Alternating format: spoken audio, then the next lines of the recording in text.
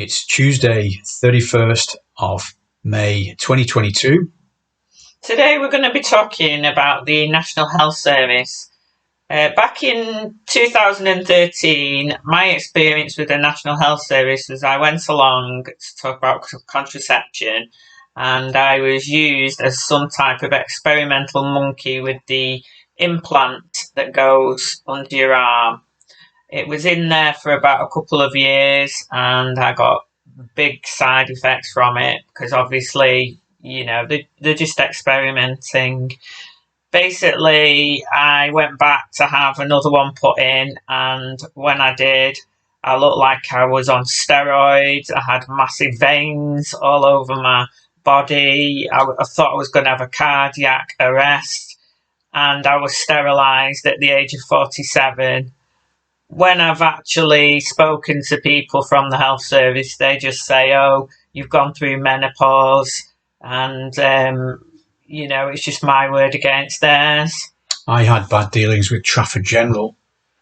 This was in February 2022, and I went to see a consultant for a hernia problem, and I remember the fellow was from Libya. He was talking about Colonel Gaddafi. He was talking about, he said I needed the operation, and he said, I can offer you blood and pain in the testicles, were his words. I was not impressed with Trafford General Hospital. It was grubby. They were doing building work when I walked in the place. The toilets were smelly. The doctor he took a phone call during the consultation, and was not British. Now, he may be the best surgeon going, I don't know. But on the day, I wasn't convinced, and I didn't enjoy Trafford General. So I think there's a huge scope for improvement at that particular hospital. I've also been into Warrington Hospital, and, well, I can remember they were selling fruit on the corridors. Now, yeah. Don't you think that's something to do with basically the food's not very good? Well, I don't know. You don't sell. I mean, I'm for eating more fruit and veg. That makes sense. But selling it on the corridors of a hospital, I'm not sure that's the right place to do it. So that Warrington General didn't impress me. And do you think the funding for the organisation has deteriorated? Everything's deteriorated more and more over the years.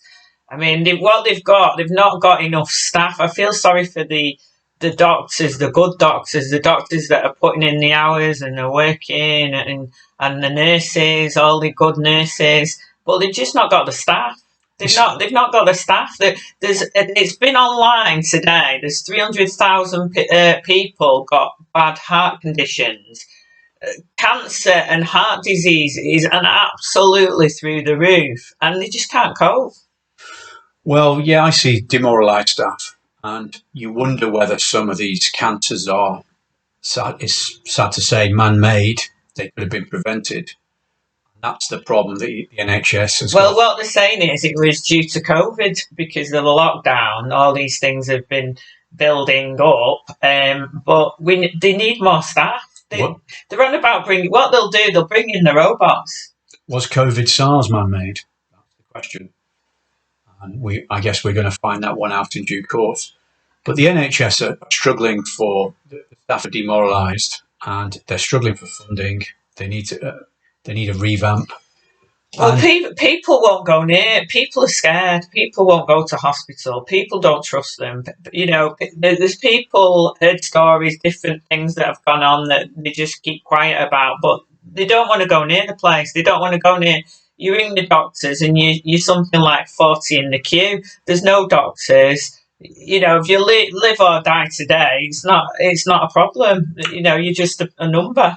Well, I mean, people have got a duty to look after themselves. It's not down to the NHS to. Well, no, hold on a minute. What about people? What about the elderly? What about retired policemen, retired teachers, paid into the system years and years and years, and there's a massive backlog on operations. Sure. Well, clearly those people need to be seen. But there's a lot of younger people who smoke too much. They're drinking too much alcohol. They're drinking too much caffeine. Yeah. They're on drugs. Well, what they've said, they've launched the new thing, apparently. The council are going to pay smokers. I was an ex-smoker, and you can get £400 if you quit smoking.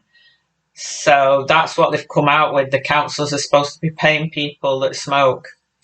Well, younger people, there's too much easy sugar out there. These sugar drinks, glucose drinks are no good. There's too much salt in the foods.